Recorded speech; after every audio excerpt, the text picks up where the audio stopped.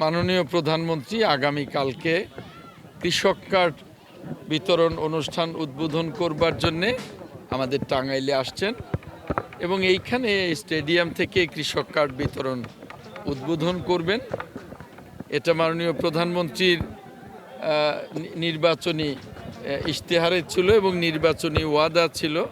আরও অন্যান্য ওয়াদাগুলো একের পর এক পূরণ করছেন। তো আগামীকালকে কৃষক কার্ড উদ্বোধন করবেন।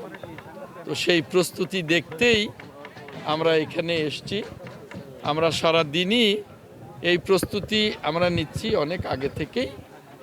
আজকেও আমরা সারা দিন এখানে টাঙ্গাইলে অবস্থান করব এবং আগামীকালকে আশা করি খুব চমৎকারভাবে সুশৃঙ্খলভাবে মাননীয় প্রধানমন্ত্রী কৃষক কার্ড উদ্বোধন করবেন এবং এর পরে আরও অন্যান্য কর্মসূচি, কৃষি মেলা উদ্বোধন এবং আরও অন্যান্য কর্মসূচি উনি উদ্বোধন করে ঢাকায় ফিরে যাবেন।